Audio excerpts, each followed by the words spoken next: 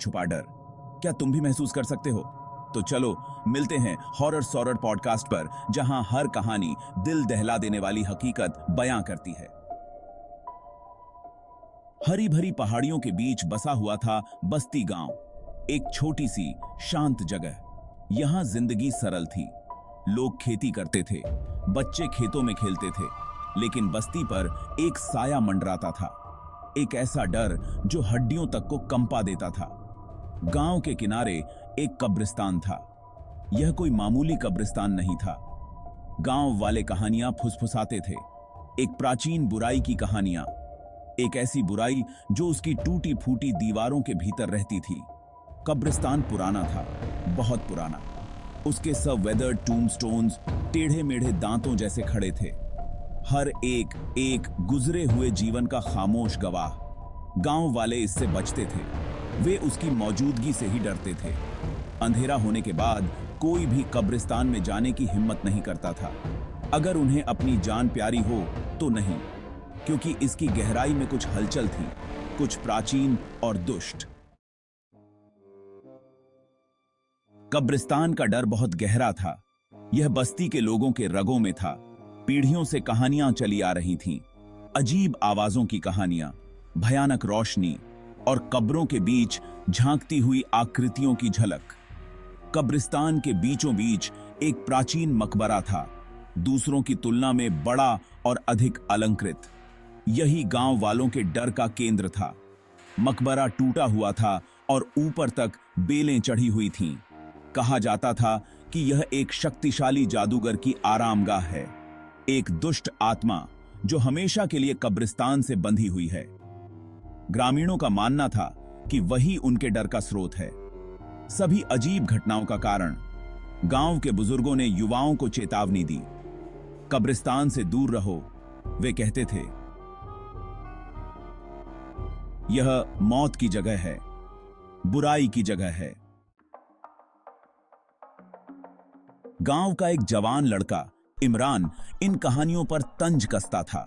वह एक शक्की इंसान था, तर्क और कारण पर विश्वास करने वाला। उसने कहानियों को केवल अंधविश्वास कहकर खारिज कर दिया, बच्चों को डराने के लिए बूढ़ी औरतों की कहानियां। इमरान दूसरे ग्रामीणों से अलग था।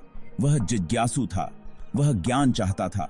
उसने बिना सबूत के किसी भी बात पर विश्वास करने से इनकार कर दिया। जिस डर ने उसके साथी ग्रामीणों को जकड़ रखा था, उसने केवल उसके संदेह को हवा दी। भूत, आत्माएं, बकवास। वह घोषित करता था, हर चीज का एक तार्किक स्पष्टीकरण होता है। बुजुर्गों ने सिर हिलाया। तुम जवान और मूर्ख हो इमरान, वे कहते थे। कुछ चीजों को बिना छेड़े छोड़ देना ही बेहतर होता है। लेकिन इमरान ने नहीं सुना। उसने उन्हें गलत साबित करने की ठान ली थी, कब्रिस्तान की भयावह प्रतिष्ठा के पीछे की सच्चाई को उजागर करने के लिए। एक दिन इमरान ने फैसला किया, वह कब्रिस्तान जाएगा। वह शाम के समय जाएगा, जब परछाइयां लंबी हो जाती थीं। वह साबित करेगा कि उनका डर निराधार था। जैसे ही सूरज ढलने लगा, इमरान निकल पड़ा। वह अपना रास्ता रोशन करने के लिए केवल एक लालटेन लेकर चल रहा था। कब्रिस्तान के द्वार के पास पहुंचते ही उसकी रीढ़ की हड्डी में सिहरन दौड़ गई, लेकिन उसने खुद को आगे बढ़ाया। जैसे ही उसने अंदर कदम रखा, हवा भारी हो गई।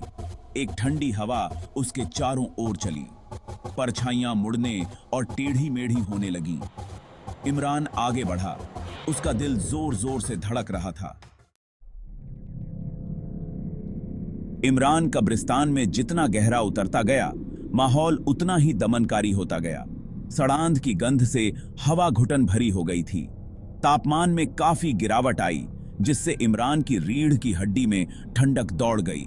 हवा टूटते हुए टूम्बस्टोन्स से कराहती हुई प्रतीत हो रही थी, जो समझ से बाहर शब्दों को फुसफुसा रही थी। परछाइयां उसके चारों ओर नाचती थीं, जीवित चीजों की तरह मुड़ती और घूमती थीं। एक घना कोहरा छाने लगा, जिसने कब्रिस्तान को एक भयानक खामोशी में ढक दिया। सन्नाटे में इमरान के कदम गूंज रहे थे, हर कदम घबराहट से भारी था। उसके लालटेन की कभी तेज लौ अब धुंधली पड़ने लगी थी। अंधेरा बढ़ता ही जा रहा था। उसने अपनी गति तेज कर दी। वह कब्रिस्तान के बीचों बीच प्राचीन मकबरे की ओर खिंचा चला गया। अब उसे एक मौजूदगी महसूस हो रही थी, कुछ ठंडा और चौकस, जो उसकी दृष्टि से परे दुबका हुआ था। लेकिन फिर भी वह अपने डर का सामना करने के लिए दृढ़ संकल्पित था। वह प्राचीन मकबरे पर पहुंच गया। यह उसके सामने मंडरा रहा था, मरती हुई रोशनी के सामने एक खतरनाक सिलुएट। हवा ठंडी हो गई, हवा चीखती हुई प्रतीत हुई, और फिर उसने उसे देखा। मकबरे से एक आकृति उभरी, लंबा और कंकाल जैसा, सफेद रंग के चौगे में लिपटा हुआ। उसकी आंखें एक भयानक अलौकिक रोशनी से चमक रही थीं। इमरान जम गया, उसका खून बर्फ में बदल गया। डर, आदिम और उपभोग करने वाला ने उसे जकड़ लिया। आकृति उसकी ओर बढ़ी, उसके पैर जमीन को नहीं छू रहे थे। जब उसने बोलना शुरू किया तो उसकी आवाज धीमी, कर्कश थी। इस जगह को छोड़ दो, वह फुसफुसाया। उसकी आवाज मौत जितनी ठंडी थी। अब जाओ, वरना मुर्दों में शामिल हो जाओ। इमरान लड़खड़ाकर पीछे हट गया। उसका दिमाग घूम गया। वह भागना चाहता था, लेकिन उसके पैर मानने को तैयार नहीं थे। कब्रिस्तान के संरक्षक की भूतिया उपस्थिति में वह डर से लकवाग्रस्त हो गया था। प्रेत इमरान की ओर बढ़ा। उसका कंकाल जैसा हाथ इमरान की ओर बढ़ा। इमरान मुड़ा और दौड़ा। उसके फेफड़े जल रहे थे। वह अपने पीछे भूतिया आकृति को सुन सकता था। वह कब्रिस्तान के फाटकों से होकर बाहर निकला और भूतिया आकृति गायब हो गई थी। और इमरान एक बदले हुए इंसान के रूप में बस्ती लौटा। शक्की, अविश्वासी सब गायब हो गया था। उसने अपने अहंकार के लिए माफी मांगी। उसने उन्हें अपनी मुठभेड़ के बारे में बताया। बड़ों ने धैर्य से उसकी बात सुनी। बड़ों में से एक ने कहा, यह जीवित लोगों के लिए जगह नहीं है। इमरान ने सिर हिलाया। उसका दिल नई समझ से भारी था। उसने उस रात एक बहुमूल्य सबक सीखा था।